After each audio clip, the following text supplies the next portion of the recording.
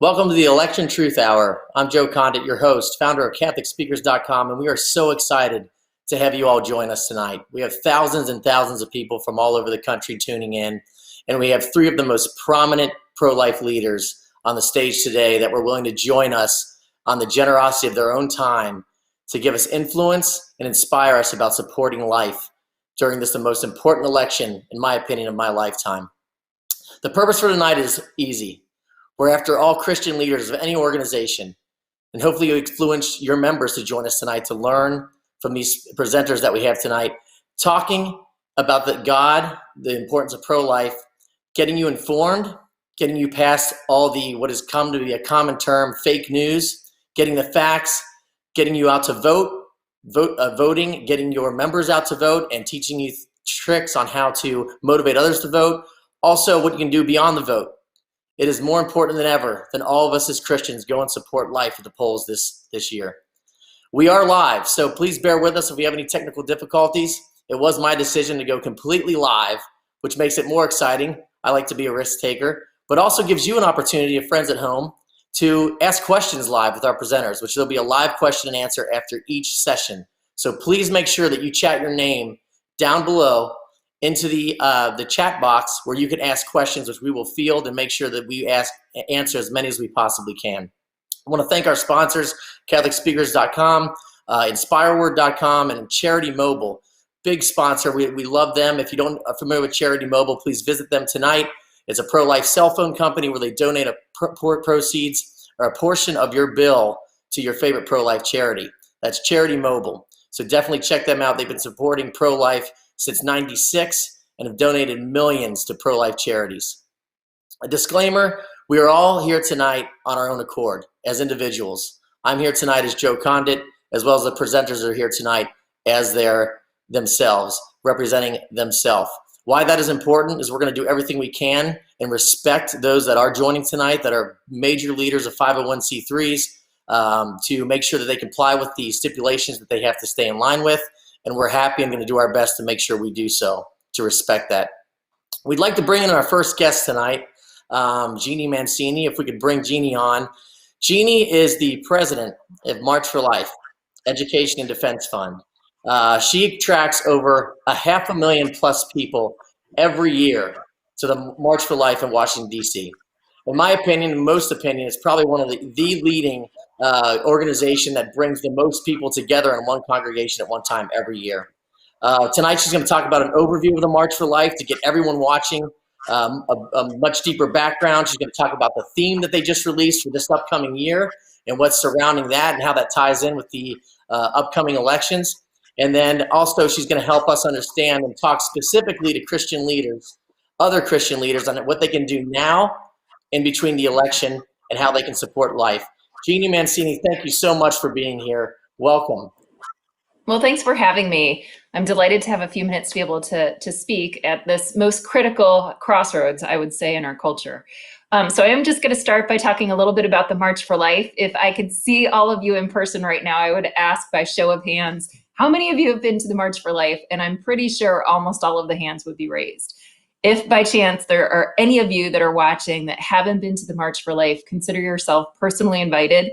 We will be marching in person this year. And I'm excited. Even tomorrow, we have our first National Park Service meeting preparing for 2021 March for Life. It's January 29th this year.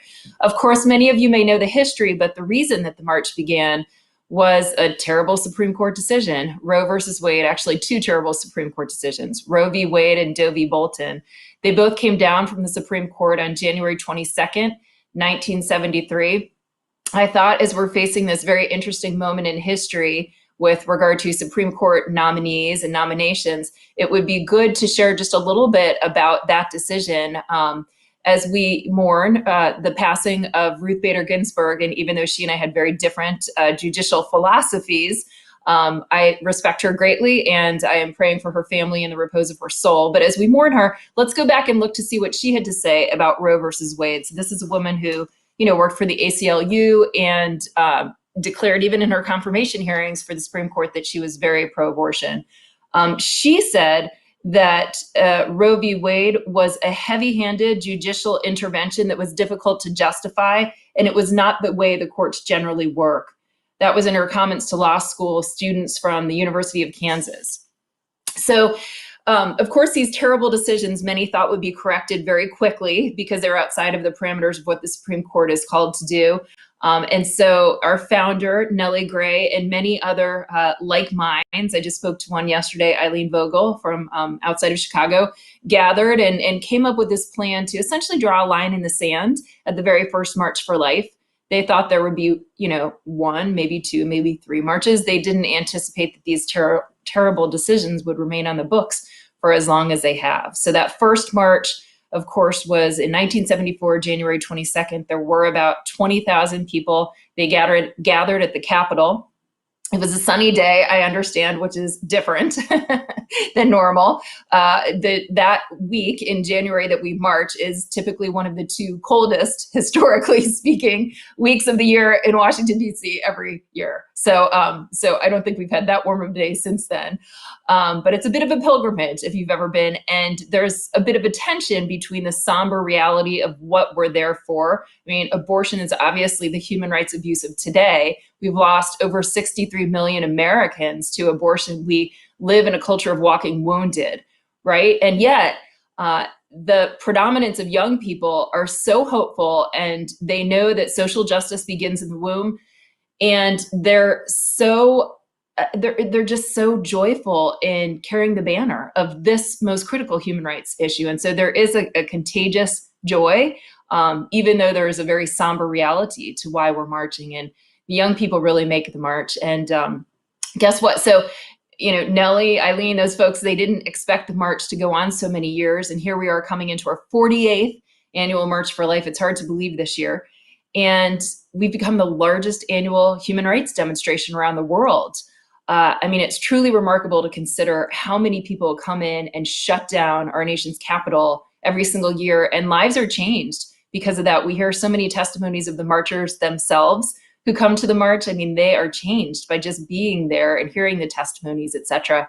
But other people are changed. Maybe some of you have heard the wonderful story of the then head of NARAL Pro-Choice America, Nancy Keenan, who was coming into Union Station around noon on a March for Life day, and she was blown away by the young people in Union Station and the signs, the positivity, the joy. They were just overflowing with joy.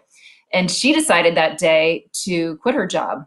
Of course, NARAL was the legal architect of abortion in America, and she thought that they had a marketing issue, that they weren't marketing to the young people well enough. But the truth of the matter is, we know that they have an issue with their product. It's not so much that their communications shop needs an overhaul. But she quit, and now NARAL Pro-Choice America has someone a little bit younger leading them, but she's still marketing, as we know, an intrinsically flawed and really terrible thing, abortion. Abortion divides, as we'll get to in our theme. So that's a March for Life. I've been there since 2012 when our founder, Nellie Gray, went to her peaceful repose. And we have 9 staff. We have a 501c3, a 501c4. Joe mentioned the limitations of a C3. So at the March for Life, neither our C3 nor C4 ever endorses a political candidate, but we educate, educate, educate. And that's why I'm here today, because this election is critically important. And for those of you, if there's anyone out there who's ever thought maybe your vote doesn't matter, I'd like to share just a personal story that I had in my career. I had the opportunity to work within the Office of the Secretary at the Department of Health and Human Services. And the timing of such was that I was there at the end of the George W. Bush administration. And because I was not a political appointee, I was also there at the beginning of the Obama administration. So let me share with you that if you think your vote doesn't count in terms of, the administration and different decisions that they make, you couldn't be more wrong. Policy decisions are made from the top, but whether it's a press release that everyone's going to read or a much more important policy document, whether it's the decisions about personnel appointments at very important jobs, whether it is the funding mechanisms, the kinds of programs that are going to be funded, or the kinds of groups that will be funded. Every single aspect of government is there is a policy aspect to it. And when you have a pro-family, pro-life administration in the White House, you are going to see that lived out through every aspect of government. And the reverse is true. And that's actually why I left the office of the secretary to go work then for the Family Research Council to do pro-life public policy. So I just want to reiterate the critical nature of this historical election. I mean, gosh, we've never been through a time like this. And folks, every vote matters. I think every rosary matters. I'm holding mine right now. For those who are Christian and not Catholic, please, just all of us, we need to come together united in this. We need to be praying and fasting because this is just a spiritual battle, in my opinion. And so we all really need to get out there to vote. Now, speaking of spiritual battles, one of the things that I've found working for the pro-life movement is that we can be divided, sadly, sometimes. It shouldn't be the case because we are working together for the single most important human rights issue of today, but we are divided and sometimes even competitive, which is just really unfortunate. Our theme for the March for Life this year is like the opposite of that, and it's our goal and our hope and our prayer that we can all come together. Our theme is strong together strong, life unites. Together strong, life unites. So the truth of the matter is we know that abortion divides. Abortion divides mom from dad. Abortion divides mom and dad from baby. Abortion divides siblings. Abortion divides women from getting the support they need. It divides a dad from, living out the fullness of his fatherhood. Abortion divides the scientific reality, from when life actually begins. And truly, abortion, I believe, and I'm sure all of us on this call believe, divides a world from love. Life unites. And when all of us can come together, we are much stronger. There is a beautiful quote from Mother Teresa. I'll paraphrase it. You can do what I cannot do. I can do what you cannot do, but together we can do great things. And so that is really the spirit of the March for Life theme this year. We need to all come together and put aside any kind of philosophical differences to fight this grave human rights abuse. And I feel that for the election as well. So with that, Joe, I think I'll hand it back to you and just thank you again for this opportunity. Absolutely. We have a couple of questions for you, Jeanne, if you don't mind. That are coming in from the platforms. We're fielding one, which asked, what was Nellie Gray's viewpoint or her perception in the end of it all with the Roe v. Wade case? Oh, Nellie wanted to overturn Roe, no question. She was very well known for saying the no exceptions, no compromise. She was not what I would describe as an incrementalist at all. And she had such a passionate fervor. So I'd encourage you to get on our March for Life website. We got this beautiful video made of her just commemorating her after she passed away. And it's got a great quote saying, "We'll be here until Roe v. Wade overturned, and we're not going away." And it's so passionate. You get chills, up your spine and tears in your eyes to watch it. So you can hear from her yourself.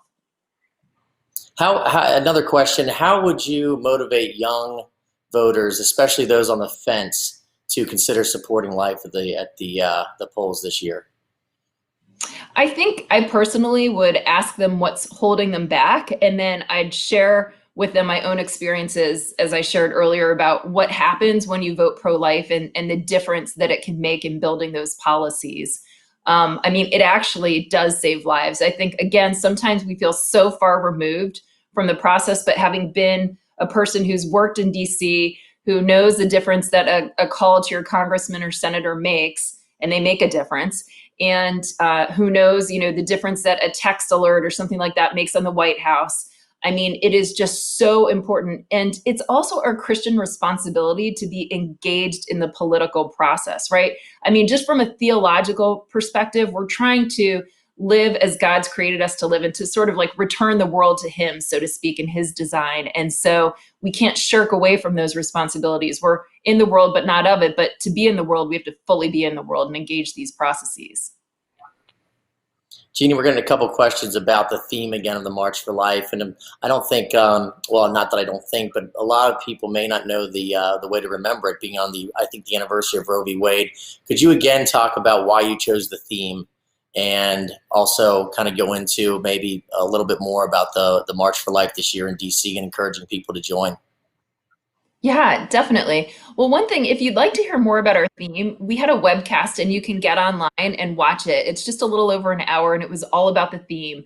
On September 10th was that. So it's just a little bit less than a month ago, marchforlife.org. But let me say this. So every year, the March for Life tries to discern a theme that we think is the most cutting edge need for the pro-life world, because what happens with the March for Life is everyone comes together and it allows a springboard for communicating and educating.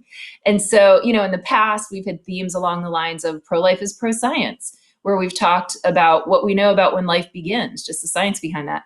We've had themes basically about what it means to be pro-life and pro-woman, that to be pro-woman doesn't mean to be pro-choice. And we've gone very much into that.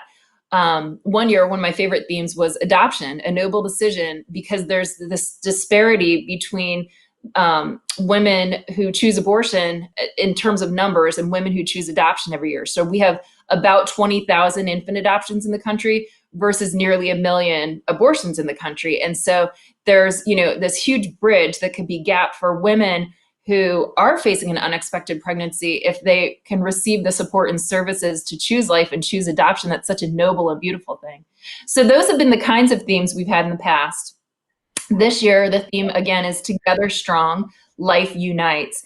And there's a few aspects of it. I'll just restate a few things. So the first is just that each of us is given a unique mission, and there is a way in which every single one of you out there has a mission that you're called to and that no one else can do just the way that you can.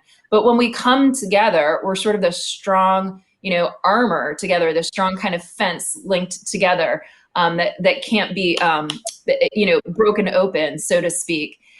So that's one important part of it, that we each are unique and we come together. And when we're all together in our uniqueness, we're much stronger. That goes back to that Mother Teresa quote, you can do what I can't do. I can do what you can't do. Together, we can do great things.